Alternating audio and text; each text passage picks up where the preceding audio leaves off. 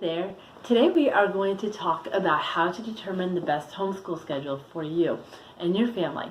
And I'm just going to give you a little bit of advice that I have figured out over the last 14 years.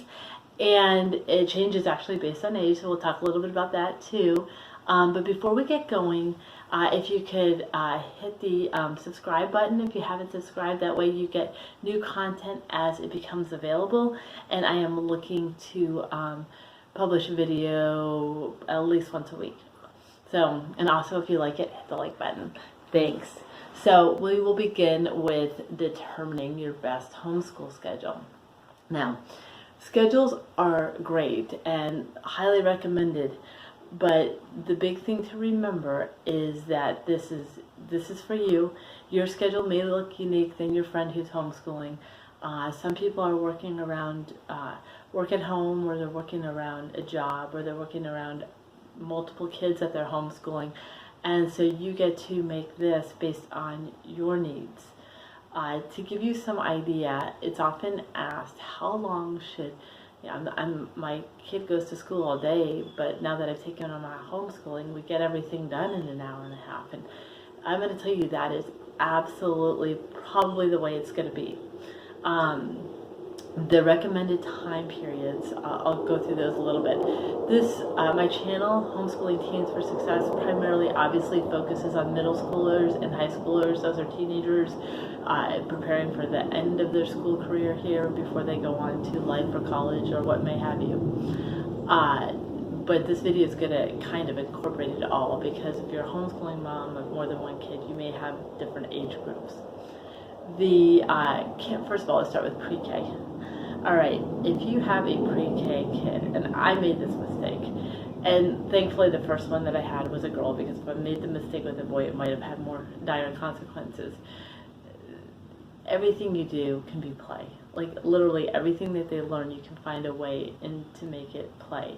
If they want to sit down and do workbook pages because big sis or big brother is doing school, then by all means do that. But if don't have them sitting there doing workbook pages that they don't want to do. Find a way to make it into a play thing. So like, have them help you in the kitchen counting things, or, what color is this? Just through discussion or talk, playing little games with them, doing they're great at matching games. Every 4 or 5 year old I know can beat me at matching. It's bad. But anyway, so that's for pre-kindergartners. When I had my daughter, I had some things happen in which I couldn't do school with her every single day the way I thought it ought to be. And I'm so glad that it turned out that way, although at the time I was totally stressed out about it. So I just don't want that for people out there. If you're type A like me, a little bit type A here, it's okay. Make it play. It's all good. Read. The biggest determiner of reading and academic success is kids who are read to as children. So as much as you can, and if you don't like to read or don't have the time because you're working or doing other things, then invest in Audible or use LibriVox or get the CDs at the library so that they can listen to a story if they're not reading age, which they probably aren't. For the real long stories, I won't say real long, but not Johnny has a car. So it's something that's got a little bit more, that you would need to read. Just there are other ways to do that, but doing it is so key to their academic development. So definitely, I highly recommend that. So the next age group I'm moving on to is younger elementary school, so 1st to 3rd grade. You can probably get through a day's worth of work in 1 to 2 hours maybe. And then higher elementary, more like 2 to 3. Middle school moves on to 4 to 6, and then high school, you're looking at about 6 hours, because you can consider probably about 1 hour per subject per day. But that includes reading time. That includes, for like my kids, for instance, they have a few courses that, math, they can usually get done with the lesson in about 45 minutes. But if they're doing the English or history, they need time to listen to the lesson because we do it on non-PAL curriculum. Then they read whatever they need to read for the next day, and they typically work on an essay every week, so that goes on too. So I would say in all of that, it's probably at least an hour for those courses, but it's less sometimes for others. So that's about an average for them for class. So what our day looks like, I still teach Spanish, and I go through financial literacy and entrepreneurial with them, although I'm not teaching. We're just all listening to the Dave Ramsey right now curriculum, and so we do that in the morning. So I do that with them. I do Spanish with them. We do word roots, and we do logic. And we do a Monday, Wednesday, Friday, giving them assignments in between. So, if they do it Monday, they still have to do some work with it on Tuesday. Same with, Wednesday we'll have a class. Thursday they can do some work. Friday they have a class. So we do that. Then on Tuesday, Thursdays, we do some other things that we can give work in between. So that's our morning time. And then I leave them in the afternoon to do everything else that they can do: math, English, history, piano, that they do on their own, that they don't need me for. And then I just review their work at the end of the week to make sure that they are on track for, that they're moving forward and on track for finishing. And a note on that, with high school, the most I've ever had is 180 lessons per year. So that, if you want to get through a nine-ish month, I say that because November is a slightly shortened month, and December is usually a half a month. You're looking at about, on the average month, about 20 lessons per month advancement, and they should be getting done. In saying that, there's nothing to say that in homeschool there's a ton of freedom, that you can do a course over 2 years and they still get 1 credit for it. So if you want to do a course slower over a period of a longer time, you can absolutely do that. You have that freedom. I'm just talking about the average course that U.S. history 1 year, world history, world civ the next year. So those courses that you're going to try to get through 4 in a 4-year period of time, you're talking about 20 lessons a month. And like I said, with the older kids, you do want them to start managing their time. You do want to help them prepare for college when they're going to have to do this all on their own. And so giving them the most leeway that you can give them and holding them accountable is the best way to free things up.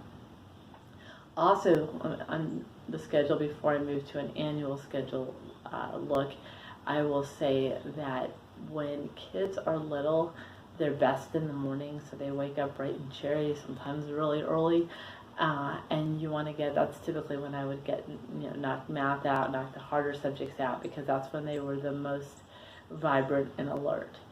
It does about a 180 for teenagers. So in the morning, we listen to the Bible, we do our Bible time, then we go on and do some of our other subjects that aren't as mentally exhausting, and then I free them up to do their own schedule. And the reason I do that is they are more awake in the afternoon than they are in the morning. And so I try to work with their sleep schedules. I also don't, because they don't get up, we don't even start our school day till, not this year because everybody's still at home for our public school here anyway. But we, most of the time the public school would be in session probably for about an hour while my kids are just waking up. But that's the freedom of homeschooling. And they can get it all done, and they do get it all done, so it's all good. So you kind of give you an idea there. If you have questions, just put them in the link below and I'll answer them. I read all of those. Also, and regularly I try to do a review through my I will plan to do this. Is actually only the 3rd video I've made, but I will plan to do a review through my comments on a semi-regular basis. So please do that, or head over to my website and leave a comment, or email me there, and that's at Homeschooling Teens for Success, the number 4 success. So when it comes to the schedule, there's a traditional schedule, which is what you're used to. It's, the September to June or August to May. In the homeschooling world, you have the freedom to do what you want. So we do a 12-month schedule. And there's a few reasons for that. I'm just going to introduce the thought to you, and you guys obviously can do what you want to do with it. I switched over to this years ago, and even some homeschool moms think it's a little overkill. But the thing is, it's what works for me. It makes me so much less stressed to know I'm looking at getting through in a year. I still try to hold when we got things regular day going, 20 lessons per month per subject. But we have some months like November.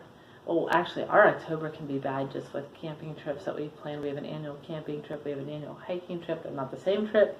And those are usually 40 weekend kind of things. Then November obviously has Thanksgiving, and December has Christmas. So, in those months, I feel like we are doing other things. We're learning, but we're not learning in the textbook per se. And those are important and great and fun and really necessary. But knowing them, I have all year, and that they will get done. And sometimes we're done earlier, and sometimes we finish up in August and we start the next subject. So that's typically how that works. So when we go away, we don't bring anything with us. We just go away, and I love that. And then we just keep working until it's done, and we move on to the next subject. So like if they finish, let's say they finish Algebra 1, I gave them, I think, 1 or 2 weeks off, and they started Algebra 2. Then when they finish Algebra 2, I'll give them 1 or 2 weeks off, and they start Geometry, that kind of thing. So that's worked really well for us. So it's just an idea to introduce. If you have kids split, in other words, some are in a school and some are at home, it might make way more sense to just stick to a traditional schedule. But if you have all of yours homeschooling, the nice thing also about that is that you can go, oops, I just kicked the table with the phone that's filming this.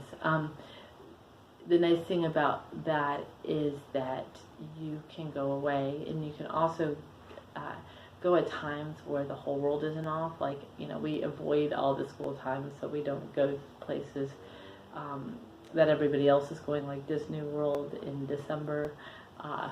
And we don't, we do go places in the summer, but the summer's usually not in August. It's got a wider berth. We kind of avoid the spring break time. So September is a great month for homeschoolers to take a little break. Obviously, we do a little break in October, and that sort of thing. So I hope this helps. Like I said, leave comments below, and just remember that you own no matter what schedule you have, you own the schedule. Don't let the schedule own you, and you will do great. Thanks. Have a good day.